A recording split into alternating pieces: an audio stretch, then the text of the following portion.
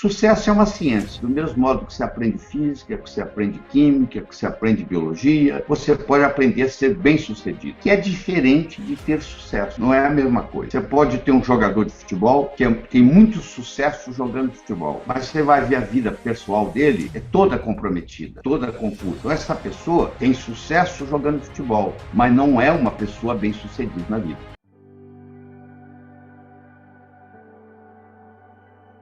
Para ser bem-sucedido na vida, você tem que trabalhar em várias áreas. Na área pessoal, na área profissional, na área financeira. Não é uma coisa só. Na área familiar, na área social, na área de amizade. Então existe todo um processo.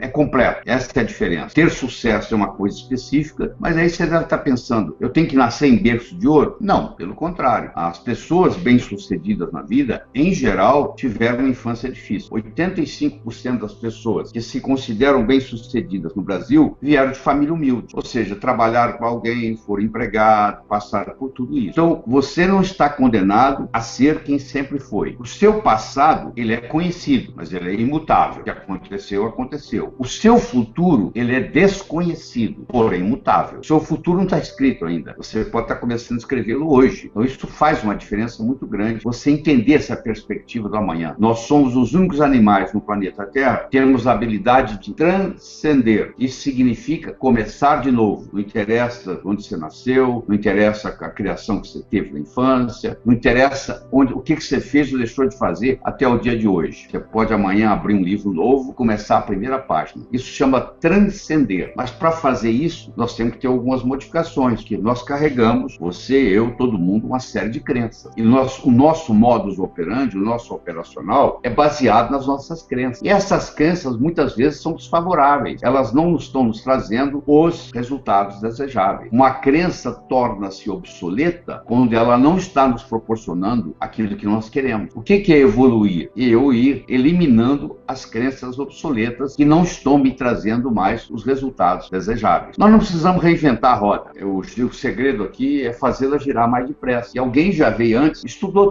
tudo isso. Napoleão Hill fez um estudo e pesquisou milionários, pessoas bem-sucedidas. Não só na parte de dinheiro, mas na parte de família, na parte de saúde, etc. E ele conseguiu identificar quais são os denominadores comuns que essas pessoas ditas bem-sucedidas têm. Ora, você quer ir para sucesso. Eu quero saber de onde você está saindo. Se você não tiver noção clara, precisa, de onde você está saindo, fica praticamente impossível você atingir o sucesso que você está buscando. Então, a primeira coisa que nós temos que saber é o seu grau de autoestima. Então, eu vou fazer um questionário aqui muito simples, muito simples. Nós vamos pegar 5 áreas da sua vida. Nós vamos pegar a sua saúde, a sua família, as suas finanças, a sua vida profissional e as suas amizades. E para cada uma dessas, especificamente, à medida que eu vou conversando, você vai dar uma nota entre 1 e 10. E depois nós vamos somar essas notas. E aí você vai ver o que acontece. Então vamos começar com a primeira, saúde. Você deve conhecer gente que tem 30 anos que não adoece. Você deve conhecer gente que todo dia está doente. Então você vai ter que avaliar a sua saúde. Se você é o tipo de pessoa que não adoece nunca, está sempre bem, você vai dar nota 10. Você é totalmente saudável. Se você é uma pessoa que está doente todo dia, você vai dar nota 1. Então você tem aí entre 1 e 10. Você vai ter que escolher qual a nota que você acha de 1 a 10. Quanto você daria para a sua saúde? Se você é uma pessoa que tem vício, que fuma, que bebe, que usa drogas ilícitas, o que for, claro que isso aí vai cortando a nota.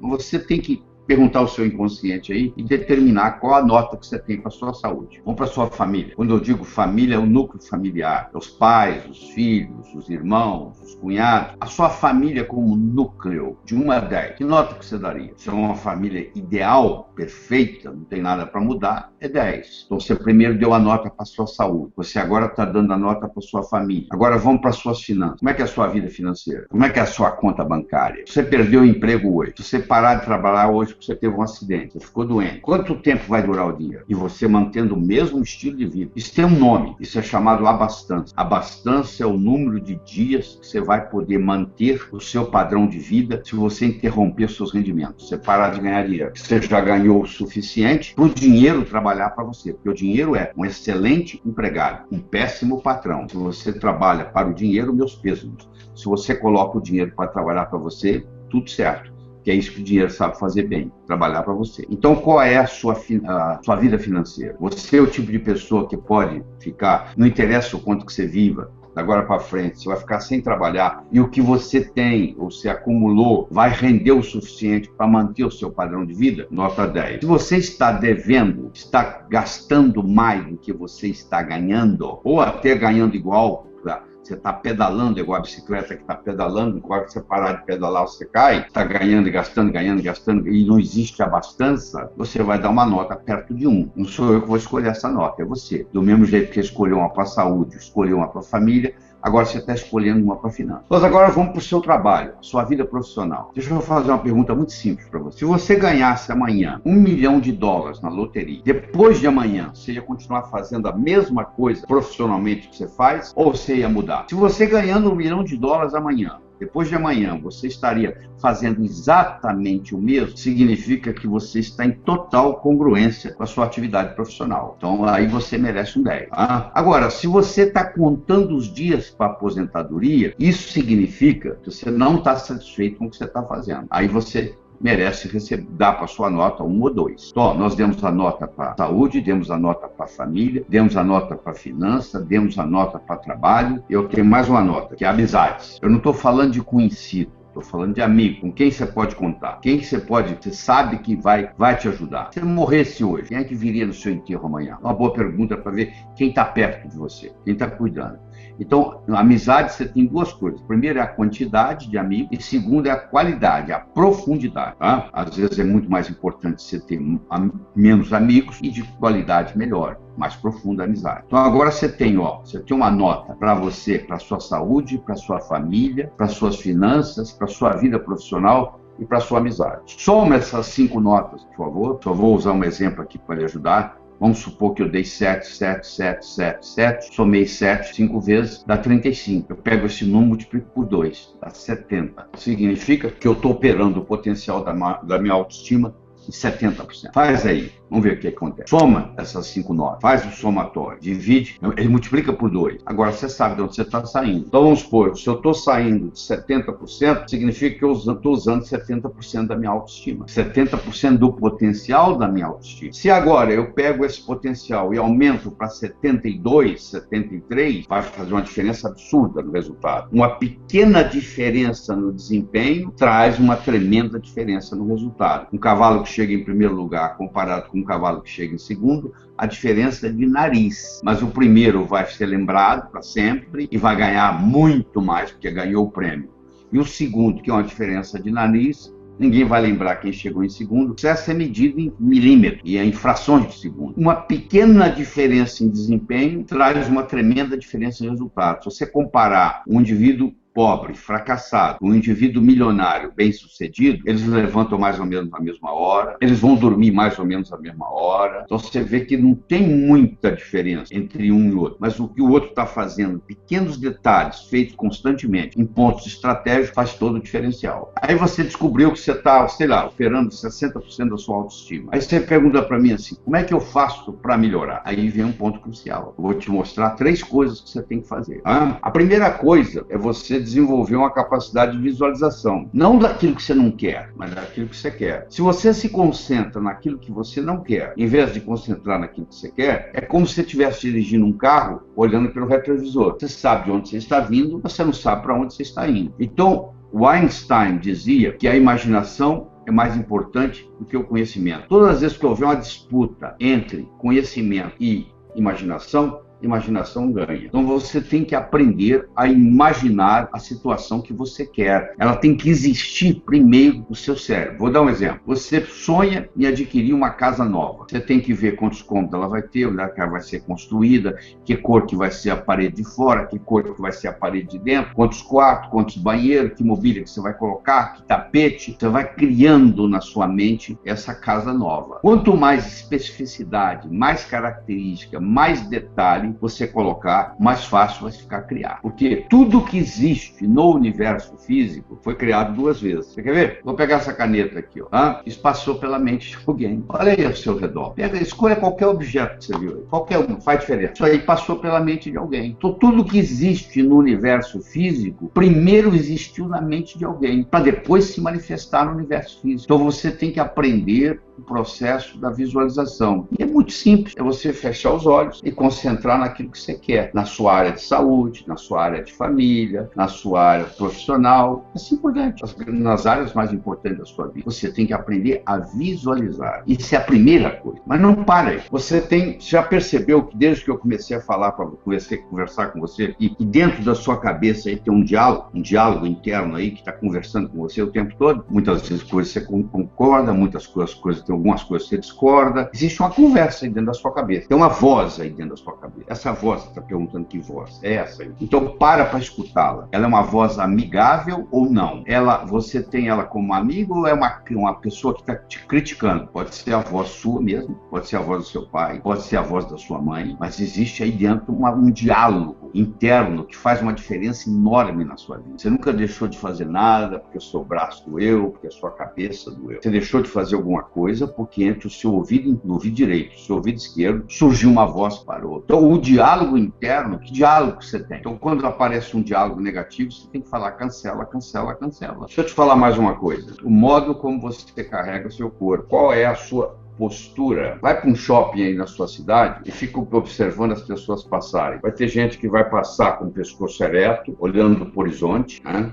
E vai ter gente que vai passar cabisbaixo, olhando para o chão. Se você estiver numa sala e entrar um rei, uma rainha, príncipe, uma princesa, mesmo que você não saiba que é um rei e uma rainha, você vai ver que a pessoa que entra tem majestade. O que significa ter majestade? Ela anda com a postura ereta. Ela aprendeu desde criança, o mordomo me ensinando que ela tinha que andar equilibrando um livro. Então, no momento que eu coloco o meu corpo esticado, imaginando que tem um gancho vindo do céu que puxa a minha cabeça, o meu pescoço estica, os meus ombros relaxam, eu entro em contato com a inteligência universal. Esse fluxo que tem aí de inteligência. E com isso, eu melhoro a minha autoestima. Então, para eu melhorar a minha autoestima, eu tenho que saber fazer a visualização, eu tenho que saber o diálogo interno, tenho que cancelar aquilo que é negativo, que isso é um problema muito sério. Você quer ver que coisa interessante? Porta, na hora que você pensou numa porta, né? Vaca, na hora que você pensou numa vaca. Gaveta, na hora que você pensou numa gaveta. Agora eu vou falar assim, ó, não, você viu o vazio que deu aí? Não existe representação linguística para a palavra não. Então, se eu falar para você assim, quer ver, ó? Não pense azul, que cor você está pensando? Não pense numa maçã, nem verde, nem madura, nem com casca, nem sem casca. Olha o que você está pensando. Porque como o não tem representação linguística, o que vem depois do não é que vale. Não perturbe a sua irmãzinha. A mãe está falando para a criança. E ela continua perturbando a irmã, porque a mãe está mandando ela perturbar. Aí a mãe vai dizer assim, mas eu preciso educar meus filhos. Como é que eu faço? Você solicita que seu filho,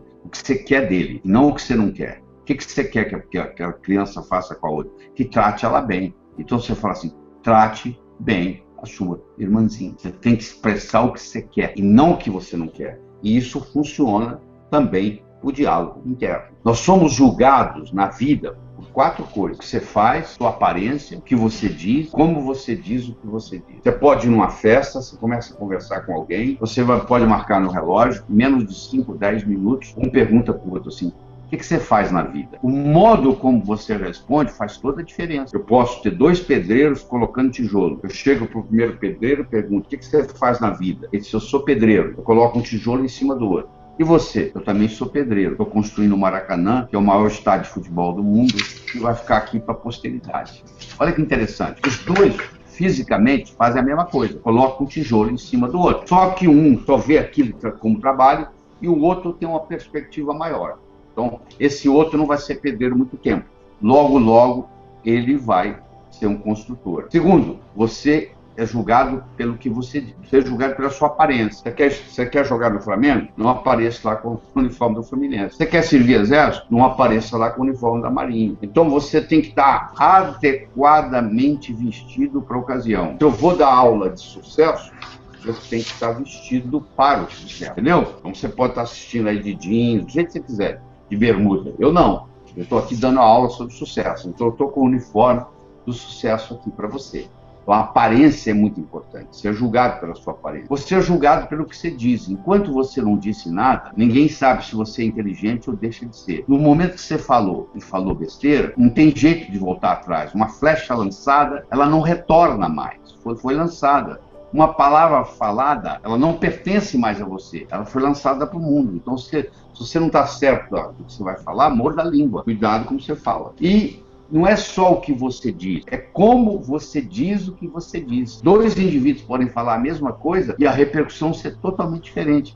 Tem uma frase que diz assim, ó, o cantor é mais importante do que a canção. Se você é fã do Roberto Carlos, ele tem uma canção que toca o seu coração, aquela mesma canção cantada por um cantor que você não gosta, não vai ter o mesmo impacto em você. Então você vê que não é só o que você está dizendo, é quem está dizendo o quê? Como que a pessoa diz o que ela diz? Isso faz a diferença. Pois é, você não faz um bolo só com farinha, nem só com manteiga, nem só com ovo. Claro que a manteiga é importante, o ovo é importante, é necessário, mas não é suficiente. O bolo do sucesso que nós estamos fazendo esta noite, ele tem 6 ingredientes. O primeiro ingrediente é a autoestima, o segundo é a comunicação, e agora vem metas, vem atitude, vem trabalho, e vem a ambição. Quando você coloca esses 6 ingredientes juntos, com paciência e persistência, que são as características do profissional e que o amador não tem. O amador quer tudo para ontem. Só que a natureza não funciona assim. O amanhecer só vem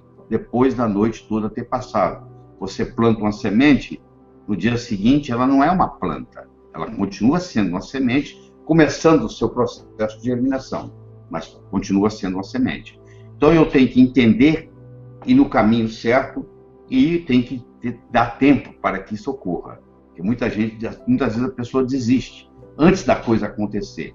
Por isso que a paciência e a persistência, Roma não foi construída em um dia, fundamental. Eu queria conversar com você agora sobre meta. Então, primeiro nós vamos aprender a transformar um sonho numa meta e depois nós vamos aprender a transformar uma meta em realidade. Como é que eu transformo um sonho numa meta? Eu transformo um sonho numa meta colocando uma data. Tudo aquilo que você colocou na categoria de algum dia não vai acontecer. Sabe aquele livro empoeirado que você tem na prateleira da sua casa? Você disse que algum dia você vai lê-lo? Tem 4 anos que você comprou, ele está lá. Porque não existe algum dia no calendário, certo? Te obedece. Você diz assim, tá bom, o dia que algum dia chegar a gente vai fazer isso.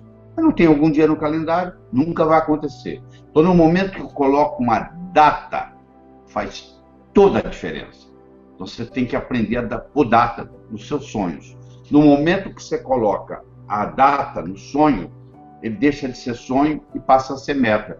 E o universo começa a conspirar a seu favor. Mas aí você transformou o sonho na meta. Mas você precisa transformar a meta em realidade, que é outra história.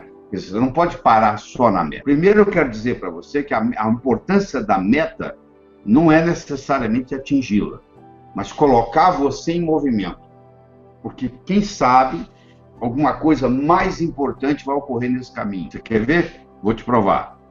Pense nas 3 coisas mais importantes que ocorreram na sua vida até hoje. Desde que você se entende por gente, até hoje. O que aconteceu de mais importante? 3 eventos. Seu casamento, o nascimento do seu filho, sei lá, o que você achar. Sua promoção, você passar no vestibular, você se formar. Tem muita coisa importante na sua vida. Mas você vai perceber que pelo menos 2 dos 3 não foram planejados. Você não levantou um dia e disse assim, hoje eu vou conhecer uma pessoa por quem eu vou me apaixonar, por quem eu vou me casar. Não foi assim, foi? Você foi em algum lugar, se apaixonou, se casou. E esse trabalho que você tem aí? Você é empregado de uma empresa, você levantou um dia e disse, hoje eu vou me empregar nessa empresa. Não, você viu um anúncio, alguém te convidou, você foi fazer uma entrevista, levou o currículo, foi aprovado, você está contratado. Olha que interessante. Eu tenho que ter metas para me colocar em movimento, mas eu tenho que estar com a mente preparada para coisas melhores. Né? Porque pode ser que outras oportunidades, mais importantes que aquela que você está focando, vão surgir na sua vida. Você tem que ter essa flexibilidade. E essa meta, ela não pode ser uma coisa só. Tem que haver diversificação. Não ponha todos os seus ovos numa mesma cesta. Alguém vem, carrega a cesta, você fica sem ovos. Então você tem como profissão mãe, que é a profissão mais nobre que tem no planeta Terra. Ser mãe. E você se dedica integralmente a ser mãe. Olha qual o risco que você está correndo de ser só mãe. Um dia, seus filhos vão crescer e vão embora. A gente cria filho para o mundo. Eles não ficam com a gente. Eles vão cuidar da vida deles. E aí o que você vai falar? Ah, mas agora eu me sinto vazia. É a síndrome do empty nest, a síndrome do ninho vazio. É a mãe que dedicou a vida inteira só aos filhos. Os filhos cresceram, foram cuidar na vida deles e a mãe se sente sozinha. Então por isso você tem que ter uma diversidade. Você tem que ter uma meta financeira, você tem que ter uma meta profissional, você tem que ter uma meta social, você tem que ter uma meta familiar, você tem que ter uma meta de saúde. que adianta eu ganhar muito e me infartar aos 40 anos? Não vale a pena. Eu não vou levar nada para o túmulo. Caixão não tem gaveta, mortalha não tem bolsa. O que adianta ganhar esse dinheiro todo e ir embora? E não aproveitar? Então eu tenho que ter metas de lazer, eu tenho que diversificar minhas metas. Isso é muito importante você colocar isso. E essa meta tem que ser relembrada. Ela não é só no dia 31 de dezembro que você pensa nela e está tudo resolvido. Não. Você tem que relembrá-la todo dia. Os orientais pegam um boneco chamado Daruma, não sei se você conhece, e pintam o olho do boneco. Pinta o olho direito do boneco. E aí fica faltando pintar o olho esquerdo. E coloca aquele em cima da mesa. Aquele boneco representa uma meta. Comprar uma casa nova. Então, toda vez que ele olha para aquele boneco, mesmo que seja com a visão periférica, sem estar concentrado, aquilo é um lembrete. Ó, você falou que vai comprar uma casa nova. E aí, quando ele compra a casa nova, ele vai lá e pinta o outro olho do boneco. Se eu entrar numa casa de um oriental, você vai ver que existem vários darumas na sala, muitos com os dois olhos pintados e alguns com o olho só pintado. Porque a meta, ela tem que ser relembrada. Ela tem que ser sua. Por que você vai estudar medicina? Porque o papai gosta. Então fala para o seu pai fazer o vestibular. Você tem que fazer uma coisa sua. Já é difícil nadar contra a correnteza. Imagine com a pedra no pescoço. Se você está fazendo algo porque a sua vovó, ou seu papai, ou a sua mamãe quer, isso aí não funciona. A meta tem que ser sua, só sua. Tá? Você tem que satisfazer você. Você veio aqui para viver a sua vida. Você e seus pais são pessoas diferentes, com vidas separadas. Você e seus filhos são pessoas diferentes, com vidas separadas. Um dia eles vão embora. E você também tem que deixar os seus pais. Tem que deixar eles cuidar da vida deles. Você tem que apoiar, não é ajudar. Ajudar é fazer por eles. Cada um está aqui para viver a sua própria vida. Então você tem que tomar muito cuidado na qualidade de metas que você tem. Quais são as metas que você quer colocar lá. Certo? Eu queria discutir com você agora uma coisa chamada atitude. A atitude que você tem na vida faz uma diferença enorme no resultado final. E essa atitude depende do paradigma que você vive.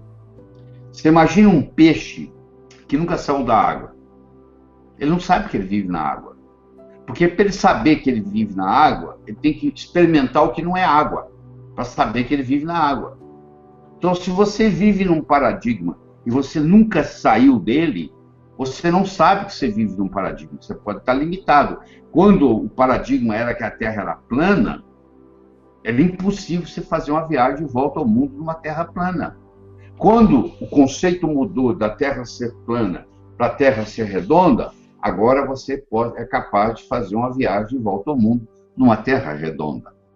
A mudança de paradigma multiplica as possibilidades. O que é impossível para você hoje é impossível no paradigma que você está operando. Porque no momento que você muda o paradigma, isso que é impossível torna-se possível.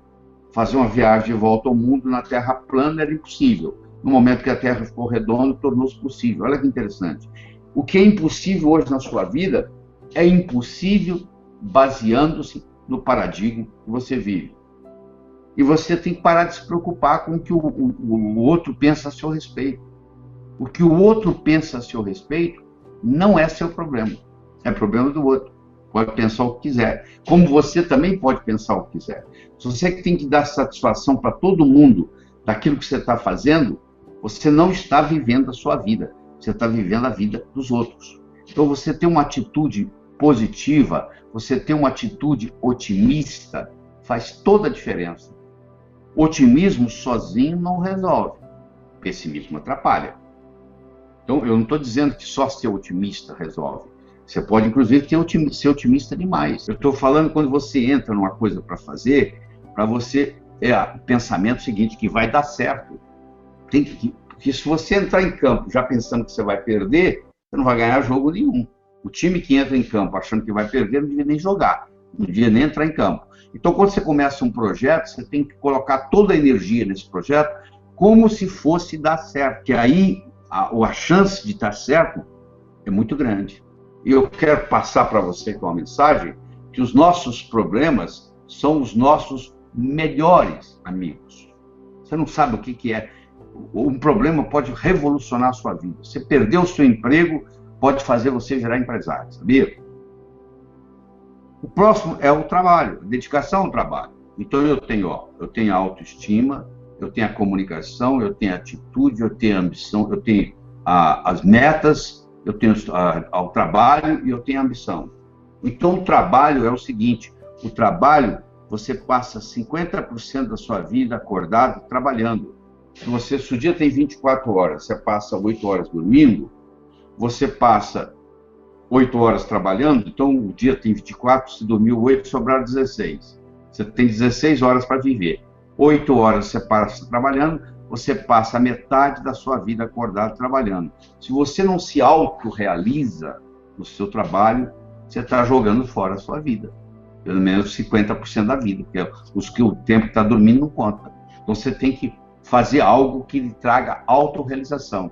Aliás, as pessoas que trabalham, o que elas querem? Elas querem, na ordem que eu vou te falar, elas querem autorrealização, elas querem se autorrealizar, elas querem um bom pagamento e elas querem oportunidade de crescimento.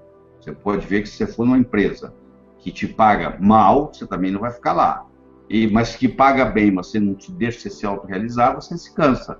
E se você está lá e não é promovido, e não é estimulado, se larga para procurar coisa melhor. Então, isso é muito importante. O ideal mesmo é você chegar um dia e trabalhar para você. Aliás, você sempre trabalha para você. Porque a empresa pode te dar a mesa, pode te dar o telefone, pode te dar o salário no final do mês, mas quando você melhora, você está melhorando. O dia que você sair da empresa, você vai levar essa melhora com você. O Napoleon Hill, estudando os milionários, ele chegou à conclusão que 85% dos milionários, antes de serem milionários, eles trabalhavam com alguém. Só que eles trabalhavam com a seguinte atitude: eles trabalhavam como se a empresa fosse deles, eles faziam render como se fosse deles, eles gastavam como se fosse deles, eles administravam a empresa como se fosse deles. O dia que eles abriram a deles, eles sabiam o que é ser dono de empresa. O que a maioria dos funcionários faz? Eu sou apenas um empregado aqui, eu não vou me esforçar. O dia que eu tiver a minha, aí sim. Só que perdeu a oportunidade, nesse período, de aprender a ser dono de empresa. Então, você está sempre trabalhando para você. Falta só uma coisa, ambição. Me lembro o japonês, Kaizen. A palavra Kaizen, no Japão, significa melhora contínua. Hoje melhor do que ontem, amanhã melhor que hoje. A palavra Kaizen pegou o Japão em 1945, Hiroshima, Nagasaki, tudo destruído, 40% do Japão destruído. Hoje ele está entre as 5 melhores países do mundo per capita. Você tem uma ideia. Quer dizer, de 40% destruído entre os 5 melhores do mundo per capita, trazido por uma filosofia chamada Kaizen. Sempre melhorar, melhora contínua. Você diz para mim assim, eu não quero mais nada na vida. Eu digo, então está na hora de você morrer, porque você está aqui para aprender. Aliás, quando você morrer, quando você transcender, quando você mudar o seu endereço cósmico, e quando você chegar lá do outro lado, eles vão te fazer 3 perguntas. A primeira pergunta é a seguinte: o que você aprendeu lá? Isso aqui é uma escola, nós estamos aprendendo. A segunda pergunta é: como que a sua passagem pelo planeta Terra fez um lugar melhor para aqueles que virão depois de você? E terceiro, o mais importante de tudo, eles vão lhe perguntar: você custou mais do que contribuiu ou você contribuiu mais do que custou? Aliás, eu recomendo para você, quando você coloca a sua cabeça no travesseiro para dormir à noite, que você faça a seguinte pergunta para você mesmo: eu custei mais do que contribuí ou contribuí mais do que custei hoje? E esse hoje vai sendo somado, vai sendo somado, vai sendo somado. Verdade? Então isso é importante você levar isso em consideração. Eu quero deixar bem claro para você que a vida é uma sequência de olá e até logo. Para você dar o próximo olá, você tem que dar o até logo. O grande olá da sua vida, você não está lembrado, mas você deu quando você chegou aqui no planeta Terra. Você chegou aqui chorando e todo mundo que estava aqui para te receber estava sorrindo. Eu espero que quando você morrer, quando você transcender, quando você mudar seu endereço cósmico, aconteça exatamente o contrário. Você vai sorrindo, porque você cumpriu a sua missão aqui, e quem ficar aqui vai ficar chorando porque você está indo. E você tem que aprender a trabalhar com esses 6 ingredientes: a autoestima, a comunicação, metas, trabalho, atitude, ambição. E, como eu disse, o que distingue o profissional do amador é paciência e persistência. Eu não preciso me preocupar com meus pontos fracos. Eu preciso me concentrar nos meus pontos fortes. E esses pontos fortes vão fazer os meus pontos fracos irrelevantes. Essa é a saída. Pois é, eu digo o seguinte, que sorte é quando preparação encontra a oportunidade. Essa é a verdadeira sorte. A sorte de você comprar na loteria e ganhar, ela é muito pequena. É mais fácil você abrir a boca e agora entrar uma mosca na sua boca, uma mosca branca na sua boca, do que você ganhar na loteria. Então, a sorte é a preparação encontrando a oportunidade. Eu era recém-formado, trabalhava na cidade de Minas Gerais, chamada Teófilo Otoni, e lá apareceu um indivíduo comprando pedras preciosas, com dor no peito. Eu fui atendê-lo, e aí o filho dele veio de Harvard, onde ele era chefe, e acabou me levando para Harvard. Aí os meus colegas, quando eu vinha dar aula, falavam assim, Laí, você é um cara de sorte, hein? Você está lá em Teófilo Otoni, e aparece um cara lá de Boston e te leva. Eu falei, sorte, por que não levou os outros 21 médicos que tinha lá? Sorte é quando preparação encontra oportunidade. Ele viu que eu estava preparado, eu tinha terminado meu mestrado no Rio de Janeiro, e me ofereceu, me levou. Então, se você não estiver preparado, não adianta nada. Se eu te oferecer, você ganhar 20 mil euros por mês para dar aula de alemão na Alemanha, e você não fala alemão, não adianta nada, não vai fazer diferença nenhuma. Então, quando você está preparado e a oportunidade aparece, e ela vai aparecer, porque eu disse para você no começo que ela aparece, ou você correndo atrás dela, ou ela batendo na sua porta na forma de um problema. Então, quando ela aparece, quando junta sorte, quando junta preparação com oportunidade, isso se chama sorte. Ou seja, a sua sorte é construída por você. Essa pessoa que está esperando a deriva acontecer, não vai acontecer nada mesmo, não. Esse aqui é o grande problema. Se você não acredita, pergunte para um fracassado. Ele vai dizer que depende de sorte, por isso que ele perdeu. Tá?